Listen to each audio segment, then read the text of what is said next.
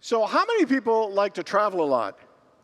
And how many people ever been on a long vacation or a road trip or a cruise or out of state visiting family, and regardless of how much fun you were having, you hit a place where you just wanted to go home.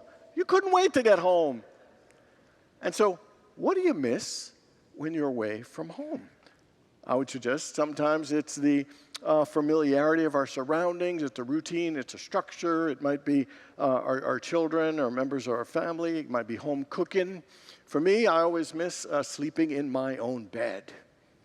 And so I want you to think, when you hear the word home, what kind of thoughts, images, and ideas and feelings come to mind? You know, for most of us, I think the concept of home triggers feelings of being safe and secure. You know, a place where we can rest and relax, unwind, and just be ourselves. You know, home is a place where we feel loved and nurtured and comforted. You know, we love the feeling of home so much that we infuse the word home into other words for other experiences that we like.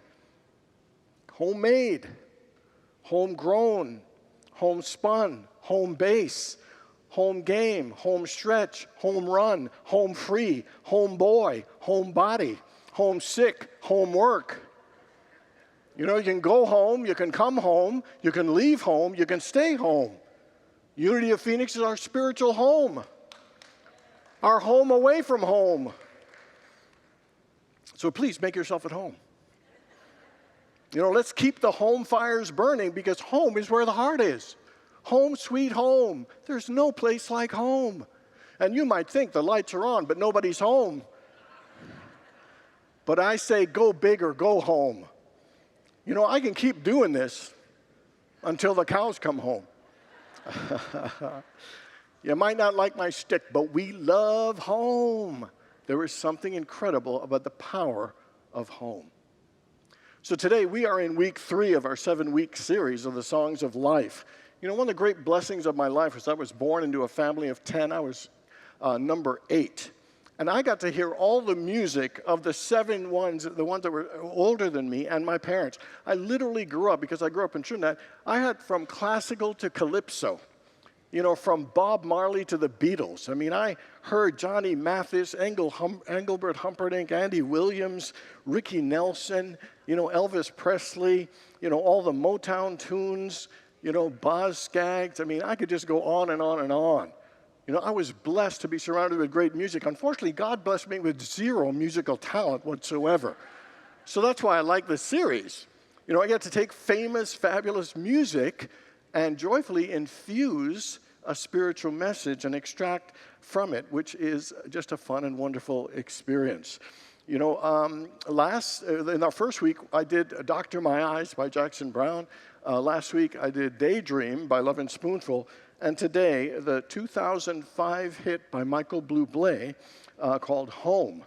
Interestingly, that song hit number 1 on both the country and contemporary charts. And it was the first song that he ever wrote that was a hit, because he was just covering crooner songs. And this one, he kind of stepped out of his comfort zone and just crushed it with this song. It was inspired while he was on tour in Europe. And the song is about just yearning to be home. And it was a bittersweet feeling, because there he is living his dream. He's traveling from country to country. He's famous. He's doing what he loves and doing it so well.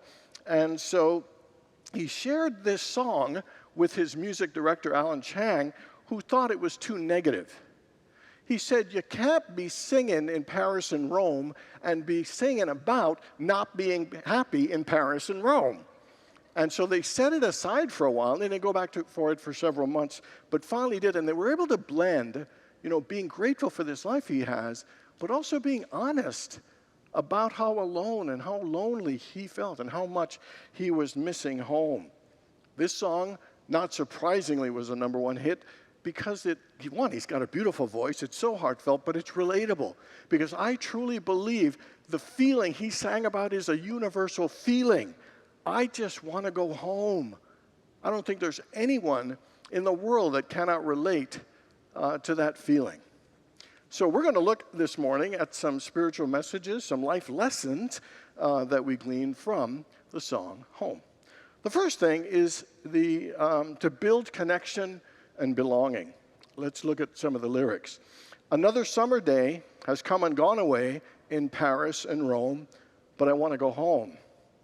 Maybe surrounded by 1 million people, I still feel all alone. I just want to go home. Last year, the U.S. Surgeon General released a report that was very concerning about the deep sense of loneliness and isolation in this country. And it found that approximately 50% of adults in the U.S. feel lonely and alone regularly, and the majority of the time. It also found that all of us in general are spending less and less time in the physical presence with one another.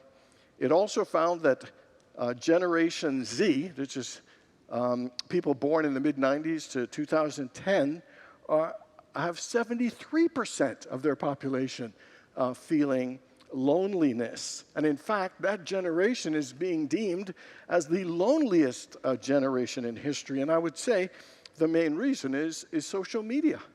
How distracting it is, how it is we have increased screen time, and they call this a dopamine hit, where the notifications, like Pavlov and the dog, and the ring and the bell start salivating, is like we start drawing our attention. We get a little hit of excitement from it and spend more time doing that than other ways of actually connecting with folks. I mean, we may have thousands of Facebook friends and followers and watch all kinds of videos and podcasts and watch and see what pictures of people they had for lunch.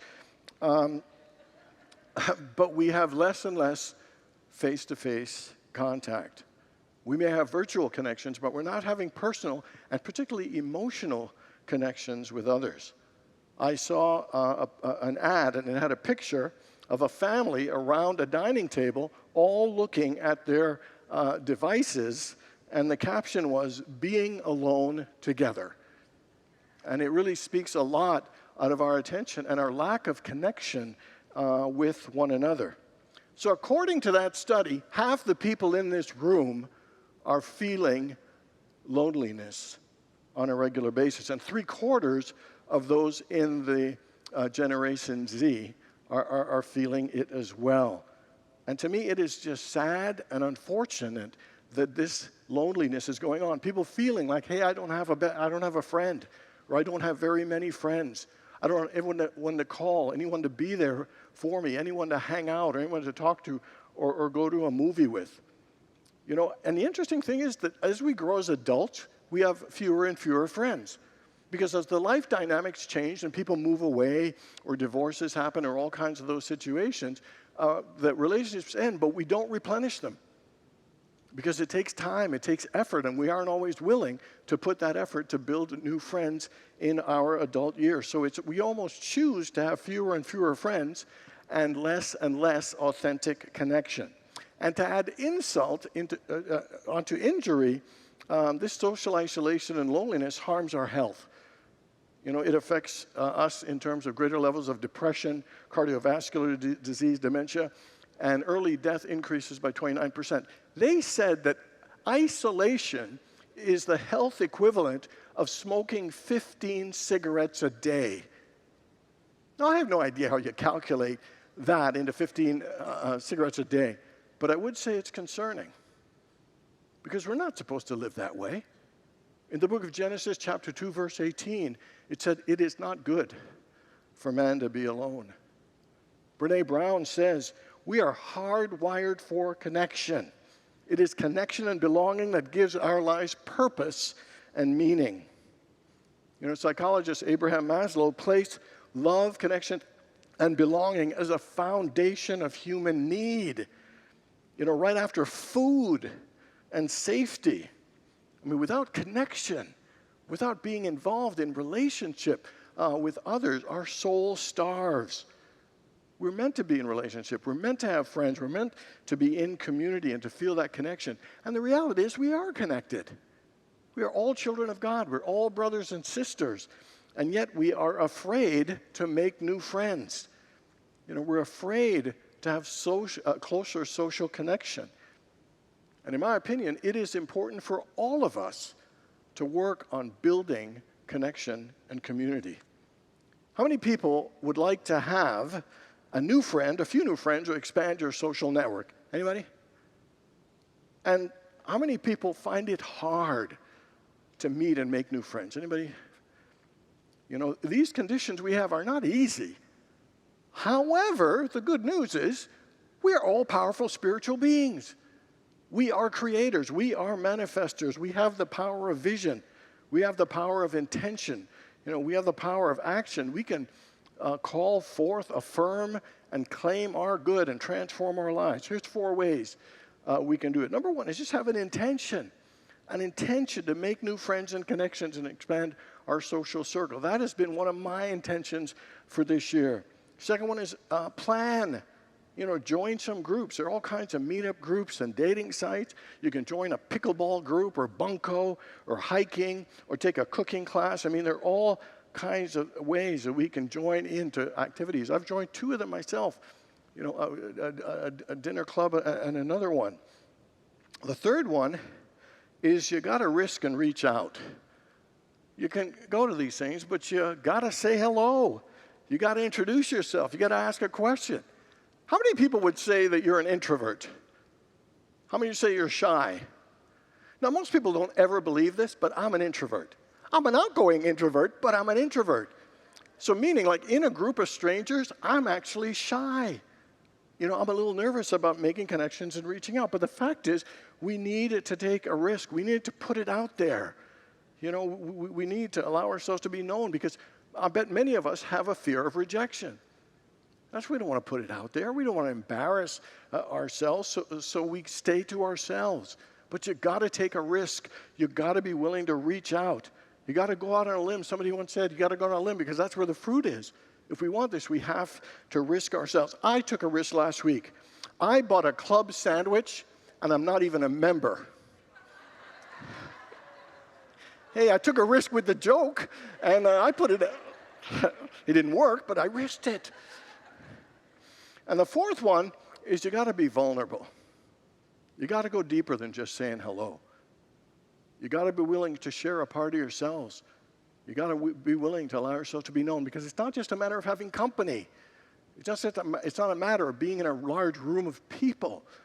You have to open your heart and open yourself and share in a vulnerable way so you can be known, so you can develop friendships and connection. Loneliness is an epidemic. It is unreal, but the good news is we have the cure if we are willing to risk, if we are willing to put it out there, if we're willing to be vulnerable. And so the first thing we learn from this song, to me, is the importance to build connection and community, because loneliness is not the way we're meant to live. And the second thing we learn is to appreciate your loved ones. So back to the lyrics. And I've been keeping all the letters that I wrote to you, each one a line or 2. I'm fine, baby. How are you?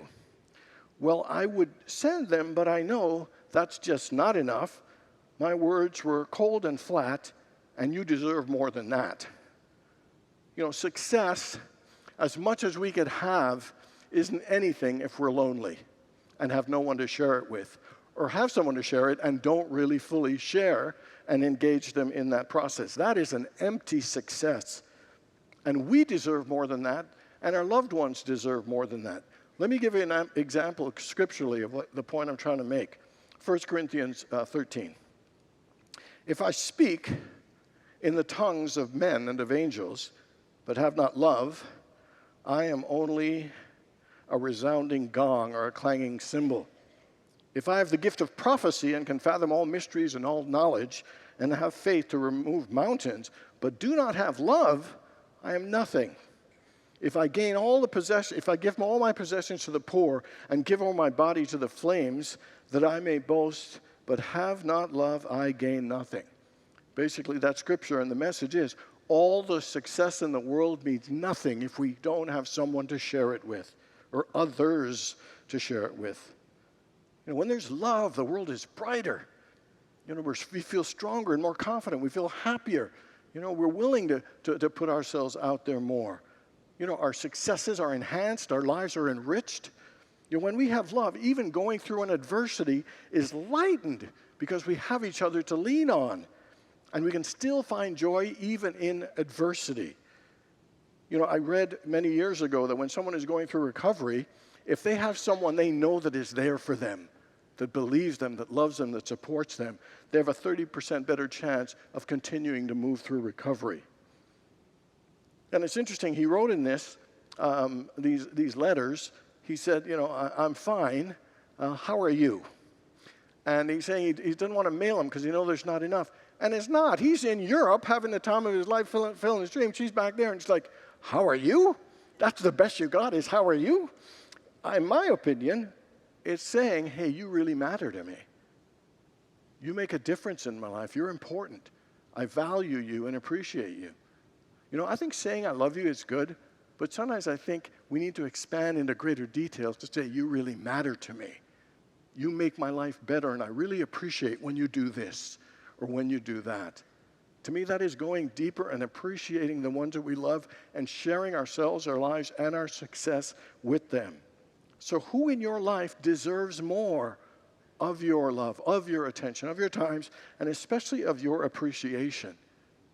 Who in your life, it's important for you to say that you really matter to me. You really make a difference to me, and share it face to face and express it to them. A practice and a challenge for all of us is every day express your appreciation for someone.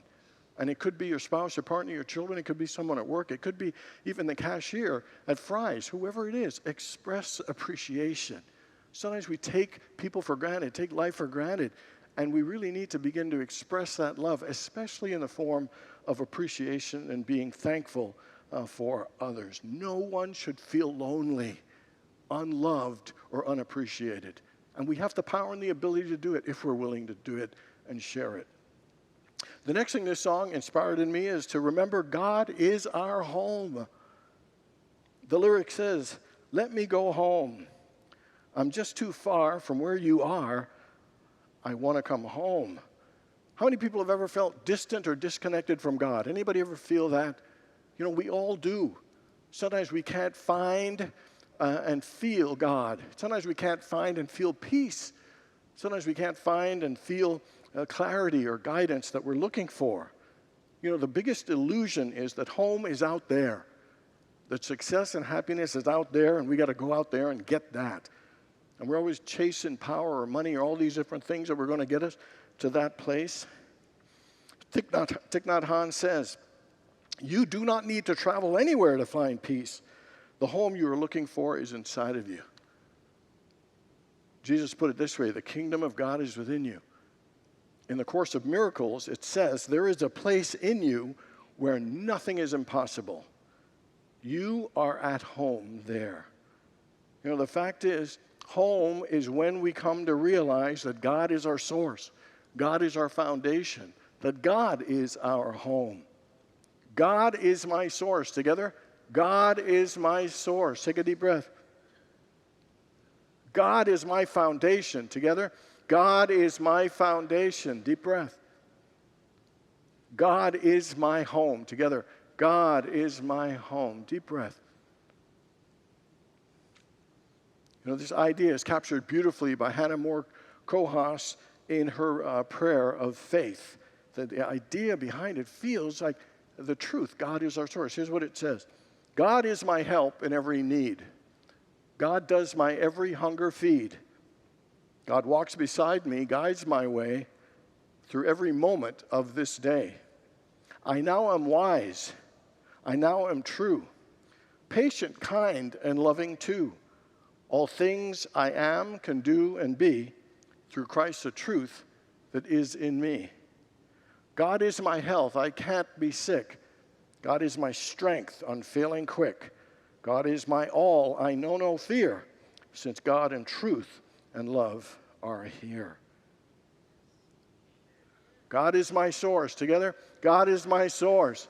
God is my foundation. Together, God is my home. Together, God is my home. Amen.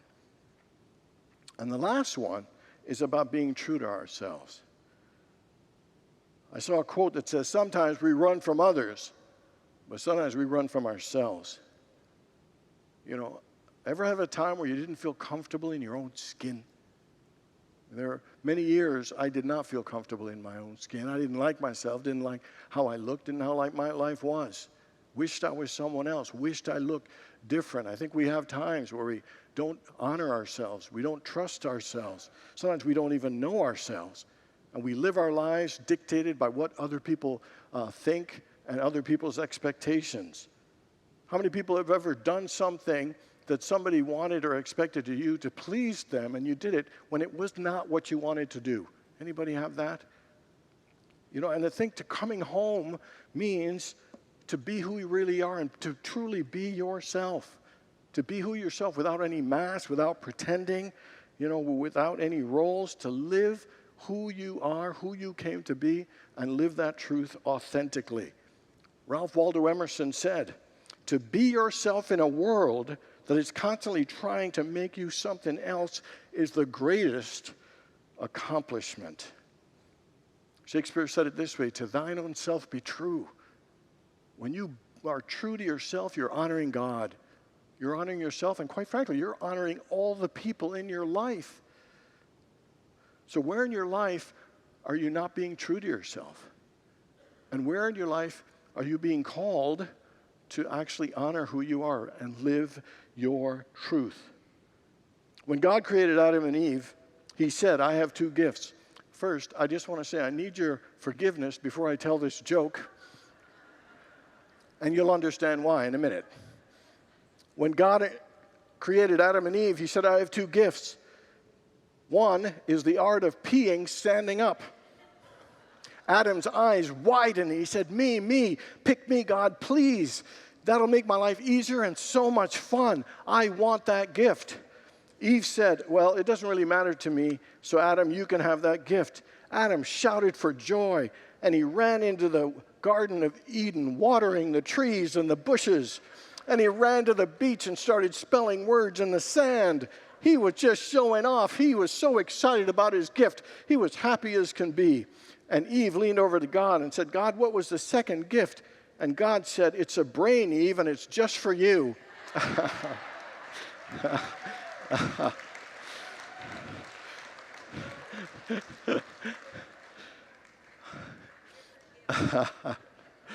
I'm forgiven, thank you. You know, it is sad and it is heartbreaking that in this incredible country we live in this world, that so many of us feel alone and are experiencing loneliness and isolation. It is sad that so many of us are afraid to share our gratitude and withhold our love and all the positive things we could say for the people in our lives. But the good news is we can change that. But we must be willing to take action, take risks, and be vulnerable. I would say church is the perfect place to build connection and a sense of belonging with like-minded people. Church is a perfect place to nurture our relationship and awareness in knowing that God is our home. And it is the perfect place to learn to be true to ourselves. Let love be the place you return to. Let connection be the path you walk. Let appreciation be the gift you share. And let home be the sanctuary you remember you never left. This is the message, and these are the life lessons from the song, Home. God bless you all.